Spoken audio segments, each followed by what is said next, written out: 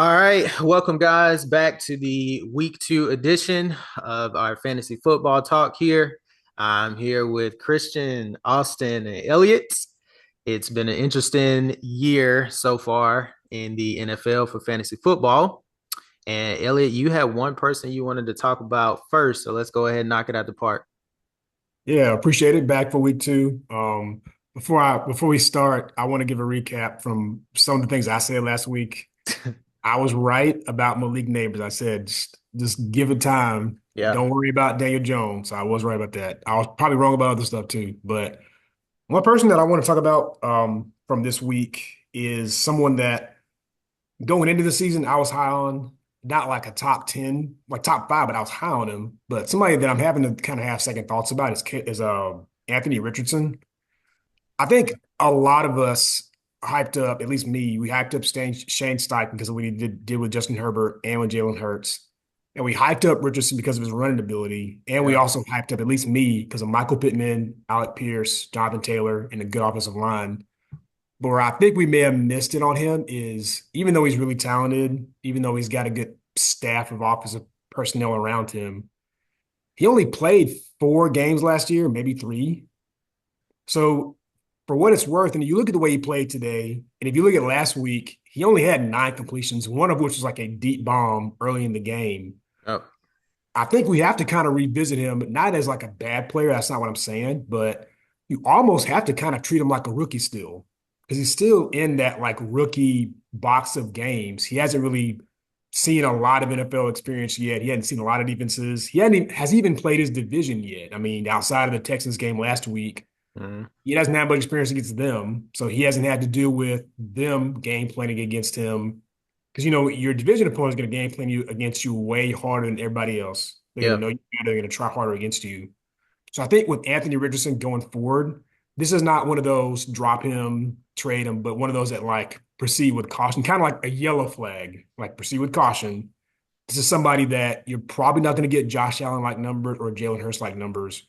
You're probably going to get like that QB 14, 13, 12 area for the most part. So like I would kind of trade with caution on Anthony Richardson. Uh, to me, Anthony Richardson and Elliott, you and I were going back and forth. I had a dilemma between him and Dak Prescott. I went with Dak, just because he was at home. But my concern with Anthony Richardson was the fact, yes, he scored like 30 points last week, but it was on 9 completions. And he had the amazing throw to Alec Pierce. It's almost like it's deep ball or nothing. And that's not reliable when it comes to fantasy. I had a feeling Green Bay would be kind of spirited, losing Jordan Love. They were at home, and I had concerns about Anthony Richardson. To me, it seems like he doesn't have a feel for who he is as a quarterback. I mean, he drops back. I don't think he sees the field. I don't think he processes entirely quick. Um, but that's more NFL in that analysis. Fantasy purposes, yeah, he would give you a decent floor, just because of his rushing ability. But he's not someone that I'm confidently starting, just because I don't have confidence in him reading defenses. I think they've given him good weapons. I think he has a top 5 running back in the league. He has a great O line. I just think his inaccuracy can cause picks, can cause 3 and outs, and that limits your fantasy points. So Mhm. I don't know. I'm not sold on Anthony Richardson. I'm okay if you're in a pinch, Or or a dynasty league. yeah, a dynasty league, or if you lost your quarterback, or if your quarterback has a tough matchup. But I'm not really sold. Well, I yeah, haven't and even. to your point, go ahead, Christian. No, go ahead, Austin. Go ahead.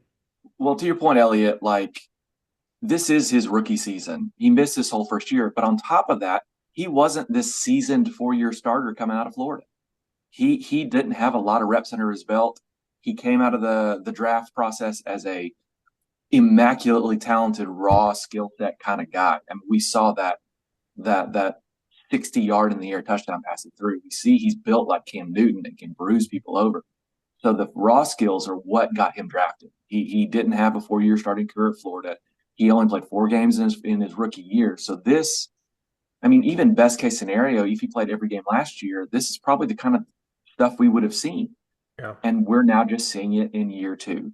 Um, I kind of wonder if I don't think he's not gun shy at all, but maybe the coaching staff is a little scared about running him as much as they did or were planning on after what happened his rookie year. I mean, I've seen some interviews with him and he's super candid and like really genuine and just a good dude. And you know he's gonna do the work and get the job done. But I wonder if that coaching staff after last year is like, all right, we thought he was going to be this Cam guy. We were going to treat him like a Cam Newton guy. But after 4 games, maybe not quite as aggressive on the run. He's still using his legs, but it's a tough situation to be in. From a football perspective, I think he's going to be just fine. It's just we're kind of talking about him 2 years ago the way we were kind of talking about Drake May this year. Like you were going to draft him, you knew he was going to have to develop. He needed a couple of years, he had problems to work with. But from a fantasy perspective, we see Cam Newton 2.0. We see a dude that's going to run, have a high floor, and we hope for that. But 9 completions last week, not many this week, 60-yard bomb or nothing. That's tough to swallow from a fantasy perspective to roster QB1 every week. And before you go, Christian, one thing I was going to add about Richardson, I think the difference is his best weapon from being objective. His best weapon is Michael Pittman. Michael Pittman's more of a possession guy. He's not like a Steve Smith, throw it up, get it, go break off long runs. So the weapons Alex he Pierce. has, Yeah. well, yeah, but the weapons he has are Maybe coming not up. the type to give him elite numbers if he just lobs it up nonstop. Except for Alex Pierce every now and then. But Christian, No, I was going to add. So, I mean, I know we talked about, what is the long-term value that, Anthony Richardson has. If you also have a super flex league and you have, an extra quarterback spot, he is great. But I also think you just have to understand, hey, he is not going to be your top 5 quarterback every week. And so if he can get you 10 points a week, like you said, Warren, that's the floor. But if he can get you 30 points, 35 points, man, he really balls out and has, 3 deep shots to Alec Pierce, that's what he's going to get you each week. Those are also probably going to be your fantasy wins. So you just have to understand you're also going to have a ton of losses. So maybe you also try to target another quarterback too, maybe somebody like a Geno Smith or like a Derek Carr, target somebody like that who can possibly get you 15, 20 points a week. And whenever maybe Anthony Richardson has a really tough opponent or, Elliott, I think you said when he plays in division and they know how to scheme against him, he's probably not going to have as great of a fantasy day. Maybe those are some of the days where you try to target somebody else and start him in place of Anthony Richardson. Let me ask you this. So I was just about to do the name game with you guys. Who would you rather have moving forward? First name I was going to say, you mentioned it, was Derek Carr. Who that, by the way? Would you rather move forward with Derek Carr after the 2 games you've seen or Anthony Richardson? if you're asking me, I would probably say Richardson because he can give you the rushing upside if need be. Again, like Tostin's point, you're probably not going to get the rushing upside that you'd expect with Josh Allen or with Cam in his heyday, but that's still a big factor. And in fantasy football, that's like make or break a game if your quarterback can run. And Derek Carr is not going to give you that much. And also, as you saw today and last week, the defense that Derek Carr has will probably put him in situations where he might not have to give you that 25, 30-point game. Yeah, but every game they've dominated and they still putting up 40 points.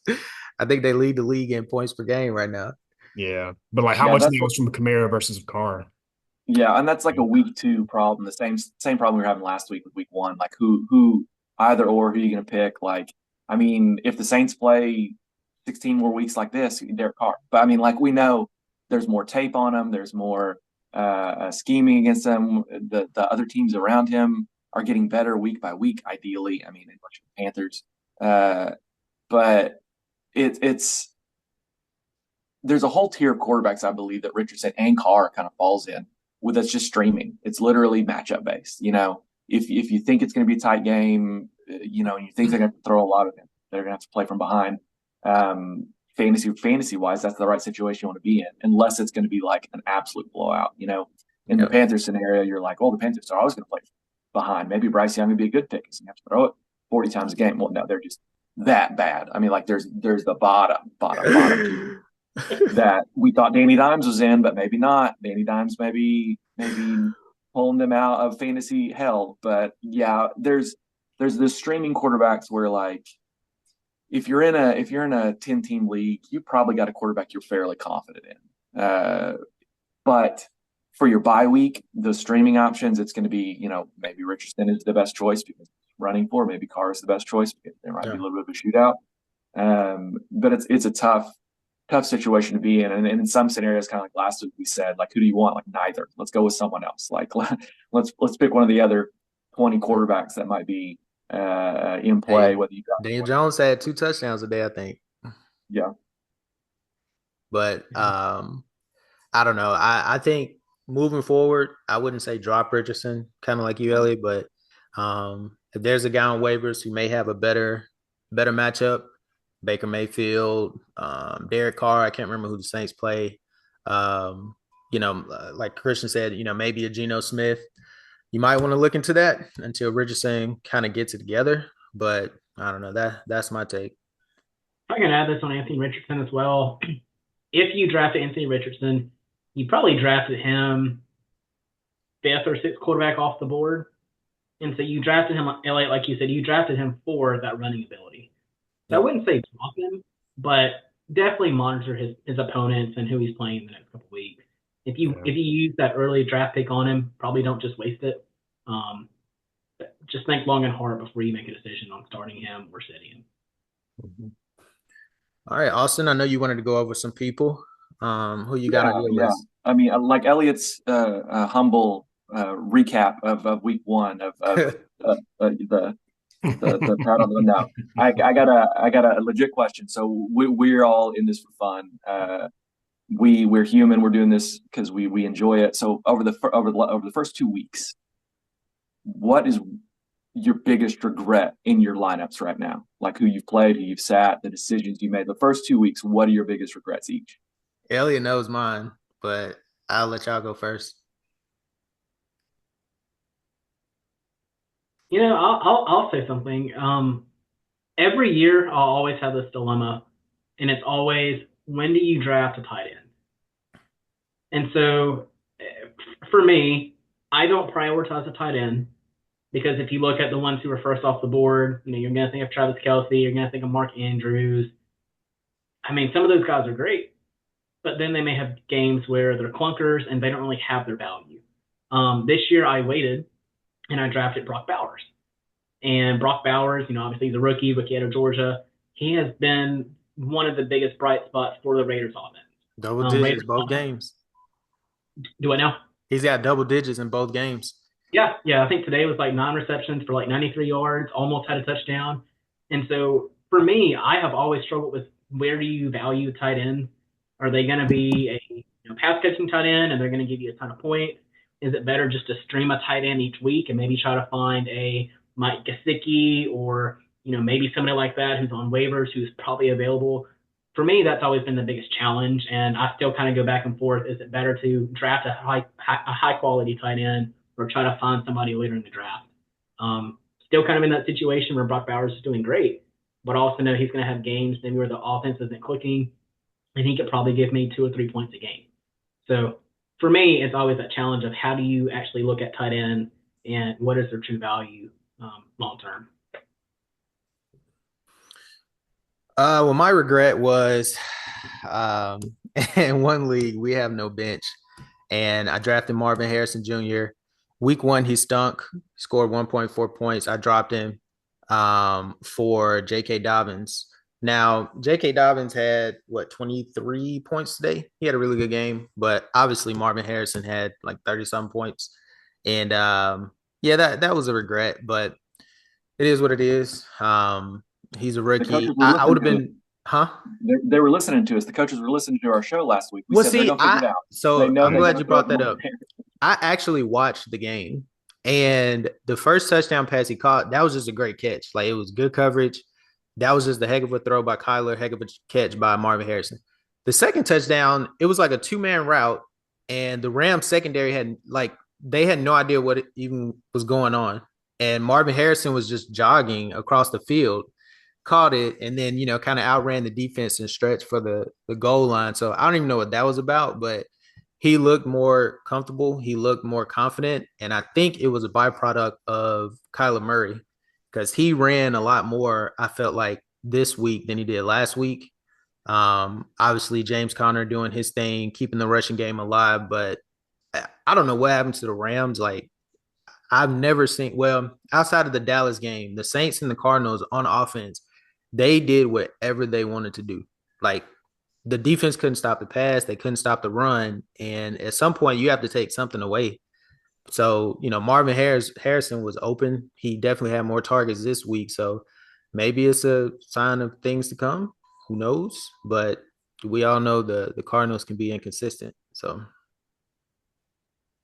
I mean, mine is kind of tough because I'm in the same league with you on the no bench league. yeah. And I have so obviously with fantasy, you can't predict injuries. You can't predict, oh, he's gonna get hurt and he's gonna Except get hurt.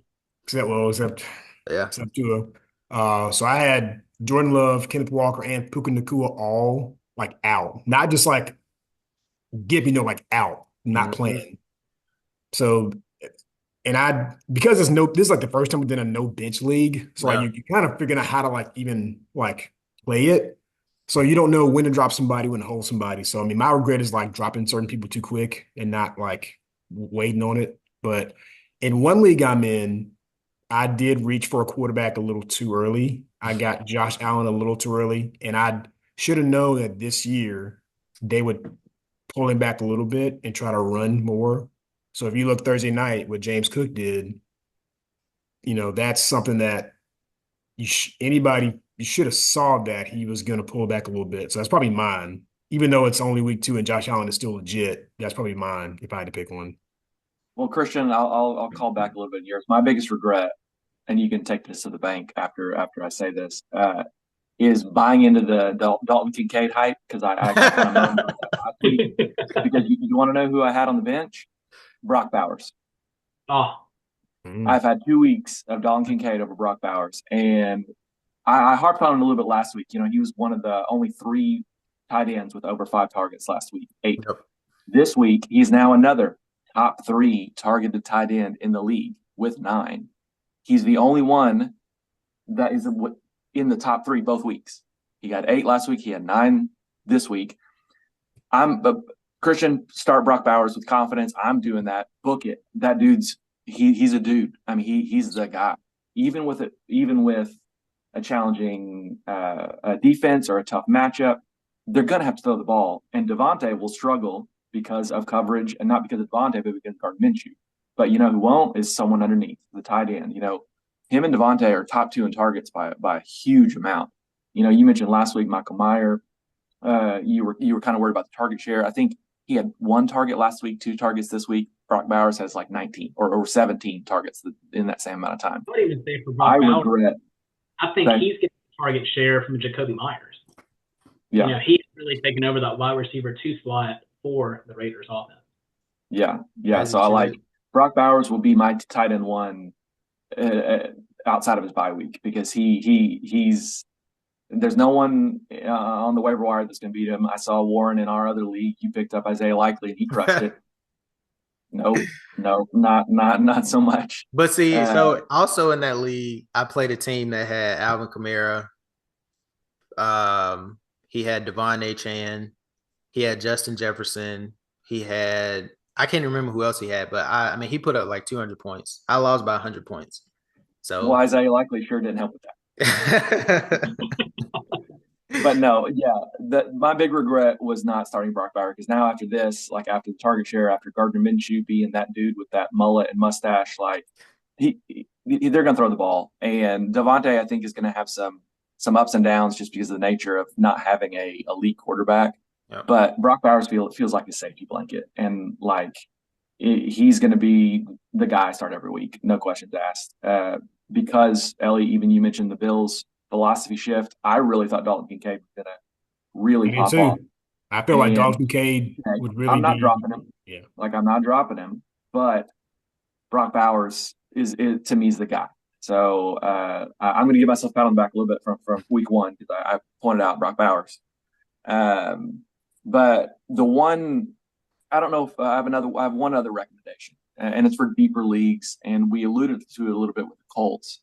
Alec Pierce might actually be worth a stash. He's rostered in, I think, like less than 20% of leagues right now because of the volatility. But now we have 2 weeks in a row where, he's not getting 10, 15 targets a game, but he's getting 3, 4, 5 catches a game, all of them long.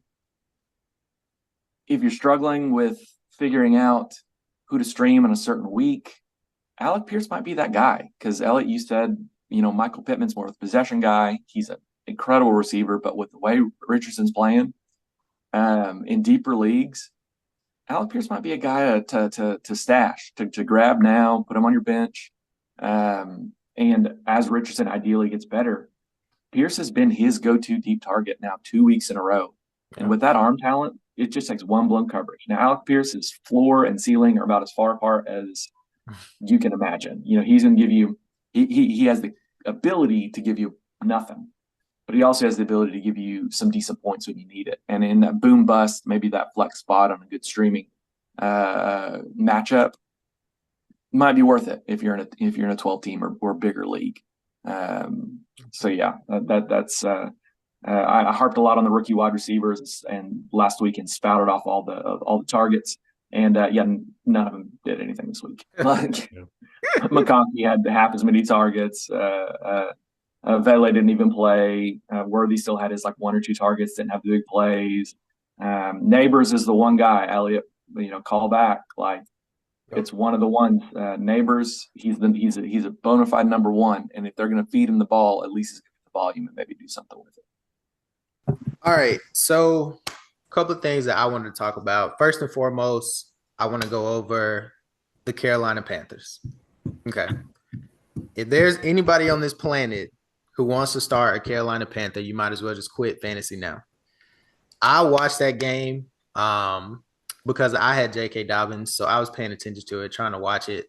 And the Panthers are so bad. Like, I've never seen a team this bad in the NFL. And I've been watching it. I'm 30. I don't know how old I am. I've been watching the NFL for a long time. They look so bad. And I used to defend Bryce Young, but it's really the majority is on him. He's missing passes. There was a point in the fourth quarter. It was a 3rd and 2. The Chargers kind of sagged off a bit. So they threw a wide receiver screen to Adam Thielen. Bryce Young threw it so far in front of Adam Thielen. Adam Thielen dove for a wide receiver screen and still couldn't get through it. Still couldn't get to it. That's how awful it was.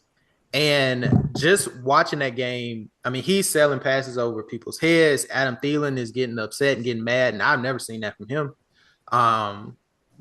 They had Chuba Hubbard led the team in receptions with 4.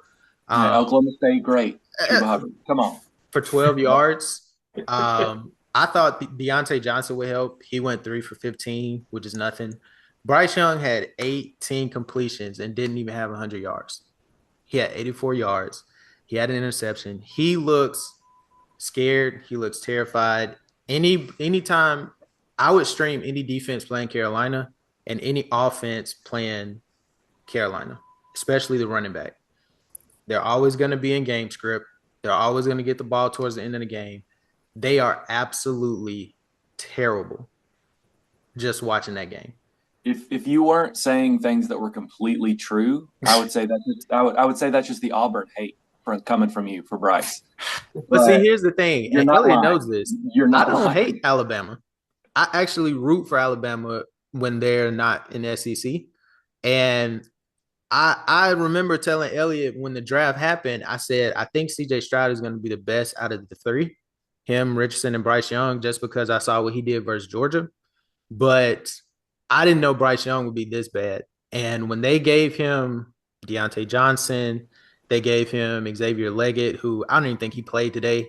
I was like, he can't be worse than last year. Like, he can't, and he is. He is. He looks scared. He looks small. he doesn't have the biggest arm. His accuracy is off. He doesn't have the most athletic ability. Like he brings nothing to the table. So my advice to anybody, do not play any Carolina Panther. Offense, defense, special teams, anything. Yeah, and I'll play devil's advocate, and not because I'm a Bryce fan, because my partner of 7+ years, she graduated from Auburn, so that's my horse in the race. Growing up in Oklahoma, that's about all I got. But the thing that's scary, like that's concerning about Bryce, is it's kind of the chicken and the egg, like which one came first. He was destroyed last year. Yeah. Absolutely destroyed. There was a lot of conversations about Jalen Hurts last year about the rush and the blitz. And as soon as a quarterback starts freaking out and drops their eyes, it's over. I don't know if Bryce had his eyes up more than 1 second a snap last year. So you wonder if that just fully detrimentally just broke his development. I think Bryce has the skills and talent, but with such a bad, horrible rookie year where that like the Panthers just may have broken. Now, right now, is he fixable? If the NFL says anything, probably not, which is a shame because I think he's a good dude and has the skills. But from a fantasy perspective, you're the gospel of Warren right now. You're good. You're 100% right. Stream against or for the Panthers, defense, offense, whatever. But it's a shame to think of. I mean, the Panthers may be one of the worst situations ever for a rookie quarterback last year. I mean, like just real bad. And so you kind of wonder if, like, because the team was so bad, he's just not the same quarterback anymore. And will he ever be that kind of guy? Or I kind of root for him to have a Baker Mayfield situation where, I don't think he's ever going to be able to rebound in Carolina because they're not going to be able to put a team around him before his contract's up. He's going to get cut. Maybe Justin Fields' story, maybe the Baker story, but it's tough. And even despite your Auburn ties, it's hard to disagree with that sentiment about the Panthers and Bryce overall. Well, I'll look at this from a fantasy perspective. You look at who the Panthers have had in the years past. So Bryce Young, obviously, right now he's not doing well. Sam Darnold, man, he's doing great. Even though he's on a revamped, Vikings offense, he's doing great right now. Baker Mayfield, obviously Baker was there. He also went to Cleveland. Baker looks great. And so honestly, it's the Panthers offensive situation. They've had different head coaches, but I feel like any quarterback that they put in that situation with Thiel's not bad. He's just not your clear wide receiver one. He's a great wide receiver too, but he's not the alpha that you need in that room. Xavier Legette, he was probably drafted to be that person, but he's a rookie receiver. Obviously, the offense is not really built right now to help him get up to speed. And what about Deontay Johnson? The guy that ran backwards all last season for the Steelers? Is that 2 years ago? And didn't want to block from anybody? That guy? That's your only hole in your argument, Warren, is that Deontay Johnson is making it better when he's just like. Well, George Pickens said he didn't want to block because he said he saw what happened to Tank Dell. So, but yeah, I get it. I understand. I just seeing it, not just seeing low lights or highlights, but like kind of seeing every play because that game was local here. I mean, not local here, but I saw a lot of that game. Yeah. It was so bad. Like I wanted to just be like, hey, just call the game. Like it looks so bad. So bad. Elliott, do you want to add anything on Bryce or do you concur? I mean, I basically concur. I think your analysis is spot on. And I think like two-day right now in the NFL, there's no debate that the Panthers are the worst organization. Like from like top down, like from you pick a position in that organization, they're the worst at it. So I think that's not a shock. And I'm an Auburn fan too, Auburn fan through and through, and I probably hate Alabama way more than Warren does. But like I was in my room earlier with YouTube TV on my phone, and I actually was watching, like they zoomed into like a Panthers play live, and I remember like actually yelling at the phone, Bryce, like Bryce, like I was like I actually try to root for him to get something good, and I think this may not be a fantasy take, but I think it kind of goes to show you that like when it comes to a person's past in college, you really can't put all the eggs. You have to project forward because in college, Bryce Young was anything but what you just said about him, Warren. Like he was anything Yep. but that.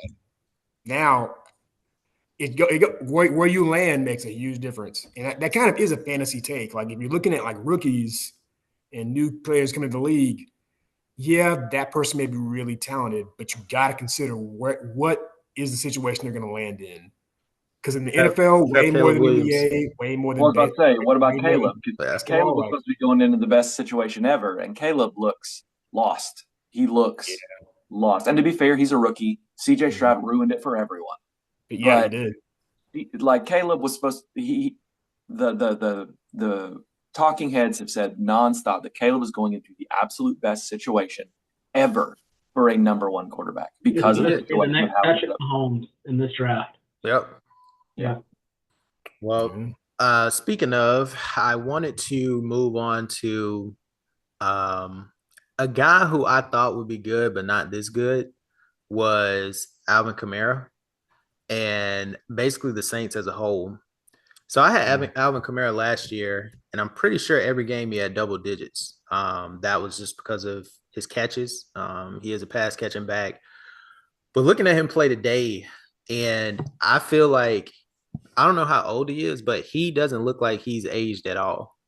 And he caught that screen pass and like outran Dallas's defense across the field. Like that's hard to do, especially when they have an angle. And I'm a believer now of the Saints. They, got a new coordinator, Clint Kubiak, and he is working wonders with what he has. And I think a big part of it is Rashid Shaheed because watching the game, his deep speed and his deep element opens up everything on the field. I think it was Chris Olave's first catch. It was like a 30-yard catch. Rashid went down the field and cleared out two, maybe three different defenders. Olave ran a deep dig route, probably about 20 yards, and nobody was near him. Nobody was near him. And, he didn't score, but I just think the way that they're scheming and Derek Carr's confidence, I think it's kind of sky's the limit right now for the Saints. Now it's just 2 weeks, but Carr's confidence is back. I see him chirping at people. He's talking to people. He's not playing scared. He's not scared to let it fly downfield, obviously, to Shaheed, who I don't even know. He may be wide receiver one right now for all I know. But I don't know. I'm all systems go with the Saints. And I'm looking here. I don't know how Alvin Kamara didn't go in the first 2 rounds. How did we miss that? I don't know. Maybe people just believed his age or they saw the Saints offense last year, but he was consistent last year. But I don't know. He looks like a lock for a top 5 running back, if not top 3 with Saquon Barkley. I think we got a little spoiled over the past like 3 seasons, 4 seasons, because Kamara was consistent last year, but he wasn't Alvin Kamara from 2 years ago, 3 years ago. I mean, where like he was RB1 when McCaffrey was injured, all the like that whole time. Like Kamara's always been good. He's always been that guy, but you're right in the sense of maybe we got a little bit caught up in the age aspect. Oh, he's getting older. Oh, the Saints are going to be good. But last year was a good year, but it wasn't a great Alvin Kamara year. So I think there was a whole bunch of the new younger guys like a Bijan or whatever that distracted us a little bit. I mean, I think any of us would be lying if we said we thought the Saints were going to be this good over the 2 weeks.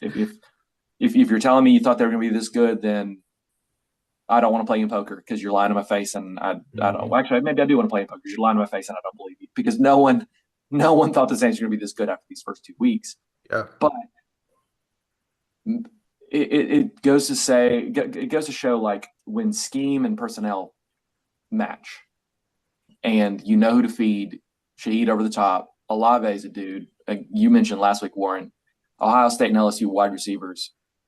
They translate. They translate to the NFL, and Olave is another one of those guys. Jackson Smith and Jigba too. If you didn't see his he went off today. Yep. Marvin Harrison. I'll even add this. So I thought Jamal Williams, last year, if you look at the Saints offense, really Kamara and Jamal really split a lot of the carries. So I really thought this year, okay, we're going to start seeing, some of the decrease. More as you said, as Kamara has gotten older, we're going to see some of that Saints offense really start to change. I didn't really believe in Dennis Allen.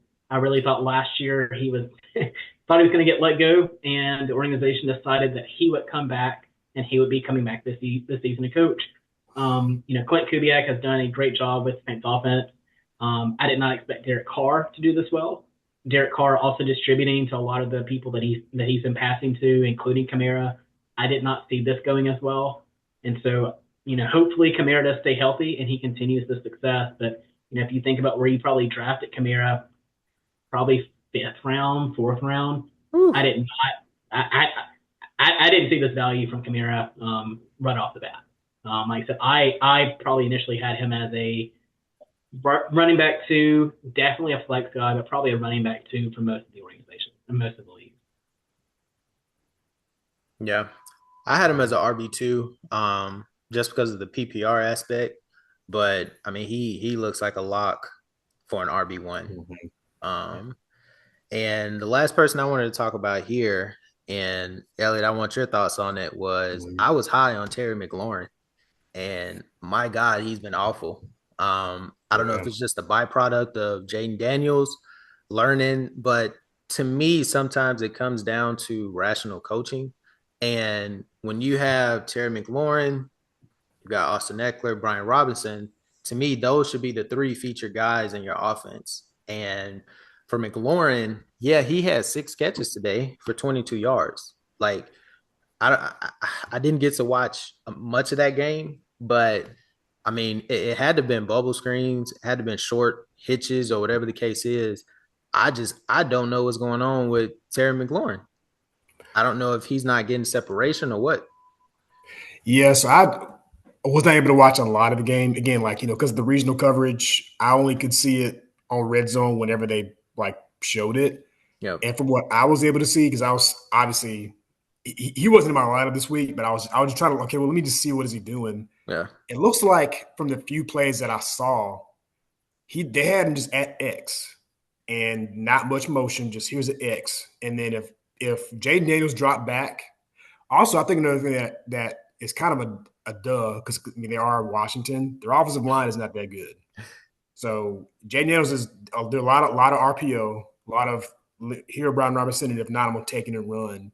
So I think it's a mix of not much time to throw, not really being creative with how they use him. And then I think Jaden Daniels, not in a bad passer kind of way, but I think he's got to uncollege himself and put himself in the NFL and say, okay, I like to run and he's good at it. So I think from a fantasy perspective, he's doing what he's good at, but I think he's just good at running. So he's trying to run and he's not trying to throw it a lot, because he's had 23 completions for 226, which is good. But all of his receivers, everything's short, everything's quick, everything just get it out. He's not challenging downfield. So because I was my hype on McLaurin was, hey, Brian Thomas, Malik Neighbors, if they did it with Jaden Daniels, McLaurin will do it with Jaden Daniels. And it was the deep ball. That's what killed me. Yeah. His signature was the deep ball. Right. McLaurin, he can be a deep threat. That's why Ohio State receiver. Yeah. Yeah, Ohio State receiver, yeah. So I don't know. I don't know the disconnect. I don't know, what took place. He didn't hold out, so there was a training camp. I don't get the disconnect. And it could just be one of those situations where they just have to get more chemistry with each other and they just got to talk. It's okay, look, here's what I like. Here's how I want you to throw it to me. Also, I think Cliff Kingsbury, he's kind of known as offensive genius, but I think his offense is not as creative as a lot of other people's offenses are. He just spreads you out, but there's nothing unique that he really does. Because if you look at Arizona, I mean, he had Fitzgerald at the end, but he was mainly running with Kyler. Kyler was kind of running around throwing it to people. It wasn't really that receiver that got a lot of work. Yeah. Yeah, I mean, I'd say obviously when Terry came into the league, he got the nickname Scary Terry pretty quick, because those first couple of years he was a guy, man. You knew with the bad Redskins, he could still produce. So I don't know if that just goes away. it's week 2. Daniels is a better quarterback than Howell was last year, but Rivera and had Howell throwing 50 times a game. So like there's a unique situation of where, I mean, the preseason, one of the highlights of the preseason for me was actually with Daniels doing that audible on the line of scrimmage on a short yardage play for a deep bomb over the top, and he hit it, and it was like 4th and 1 or 3rd and 1 or something like that. Like he had no business of throwing it over the top, and he did, and he just looked over the sideline and grinned. He's like, got you, got. So like Daniels has got that dog in him to like take the shots, but to Elliott's point, Kingsbury being more of a hybrid air raid spread. It's the mesh concepts, it's the ins, digs, it's the outs, RPOs, that kind of stuff. That it just may be the Marvin Harrison syndrome from week 1 to week 2. Like Terry McLaurin is the clear number 1 wide receiver for the Redskins, and he has the capacity to be a number 1 wide receiver for the Redskins. I guess I just have to trust that they're going to decide to actually treat him like a number 1 wide receiver. If Daniels has the skill set, he has the long ball, and he was more efficient this week passing than he was last week. Daniels threw the ball more this week and had more completions this week than he did last week. So we see some kind of progression where, from a fantasy perspective, McLaurin may be a matchup-based situation currently, but I wouldn't be shocked in week 8 we're talking about like that Daniels-McLaurin connection. Like it's a thing because the skills there, the talent's there, the history's there, but it's a rookie quarterback who gets a little happy feet, kind of like what Elliott's talking about, but can still deliver a deep ball, and Terry's proven that he can be that guy. I mean, if there is some good news to take away from it, I mean, if you look at his stats, week 1, he only had 4 targets. This is McLaren. He only had 4 targets. This week, it was 8. So he did go up in targets. Now, so here's the thing. Fantasy football, from a receiver standpoint, it's a targets game. Targets is like, that's the tell. So the targets are getting there. They're going up.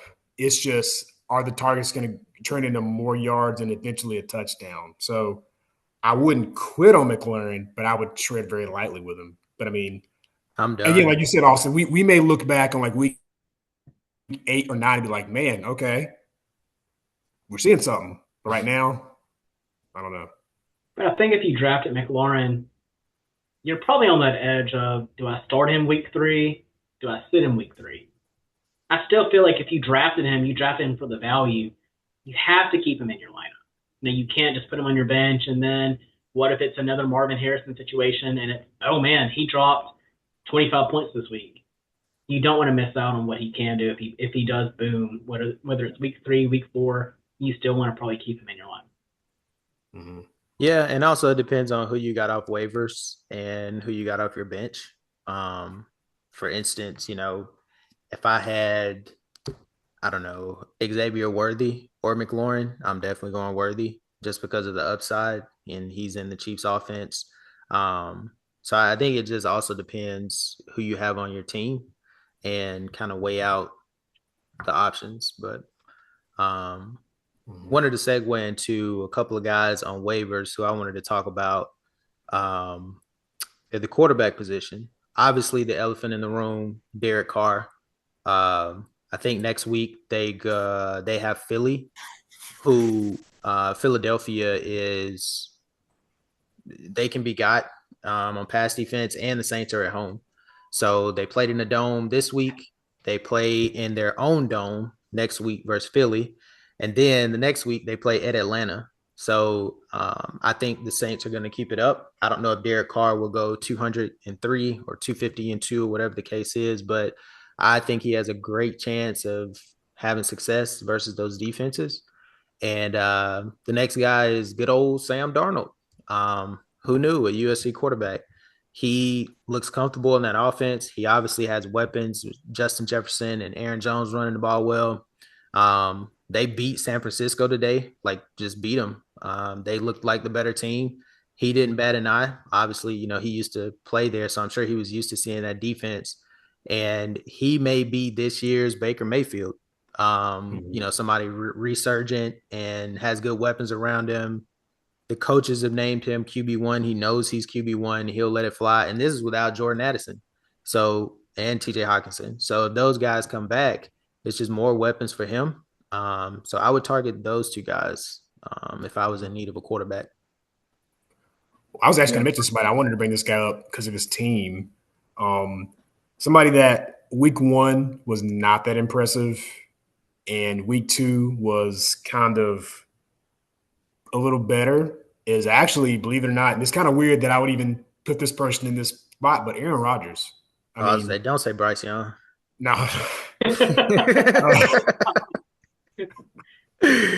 Yeah, But Rodgers is interesting because I think at the end of that game, because like if you watched, I actually saw a decent amount of that game. That was actually like the coverage game that we got in our region. That was, I think that was when I was on, and I listened on the radio when I was driving like from church. hmm. They, oh boy, how's my camera? My camera looking weird? We Your can't camera's see. Oh, I non-existent. can't see you. Oh, I'm showing that I'm on. Yeah, Probably turn it back on. been off like the last 2-3 minutes. Yeah, I thought we, it we, walked we were away. rolling with it. We were rolling with it, Elliott. We were just like, we can hear you. Let's just go. Okay, I don't know if that's better or not. I just turned Nothing. it on, turned it off. It's Oh fine. wow, okay. You can leave it. It's fine. It's fine. Okay. Well, I think with Rodgers, I think towards the end of that game, the Jets offense was kind of starting to find itself. They were starting to kind of figure out, okay, what works, what doesn't work. I mean, now Garrett Wilson, maybe not, There but we go. Rodgers was comfortable. As I He was was waiting on. finding the guy Allen for a touchdown. Braylon Brees Allen, yeah. Hall was looking better. So I think Aaron Rodgers, obviously, he's probably not going to be a starting quarterback, but he could be kind of in that same boat as like Derek Carr and Darnold. Like maybe you stream him if he's got a good matchup. Because I think they're starting to, at least he is starting to maybe find himself a little bit. Yeah. Maybe. Yeah, the challenge with all three of those guys, it's gonna depend on game script because like all three of those teams have legit running games. So if it's not going to be a game where they're going to need to throw the ball, those guys are not going to produce.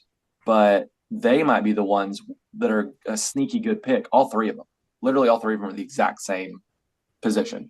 Great running games, not runners. You're not going to get points from them on the ground. But if it's going to be a shootout, all three of them could produce because if they've got to throw the ball, they got to spread it around. That's where you need some points. So for a bye week pick, I think all three of those guys are legit. It's just going to depend on if the game script warrants them throwing the ball around. Because if the Vikings get a 10-point lead in the second half, Aaron Jones is going to get fed and eat.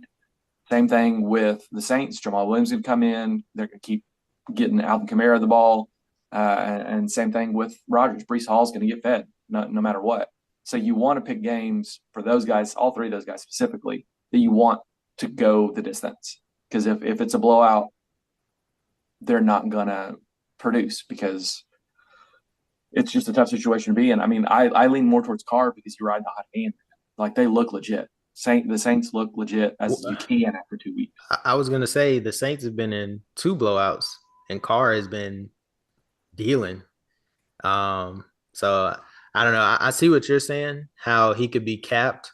Especially if there's a big lead, but it may be a situation where they're in that lead because of Derek Carr.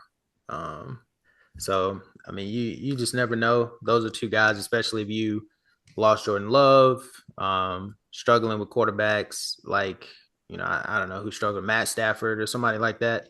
So those would be good streaming options. So, but I'll go ahead and wrap it up here.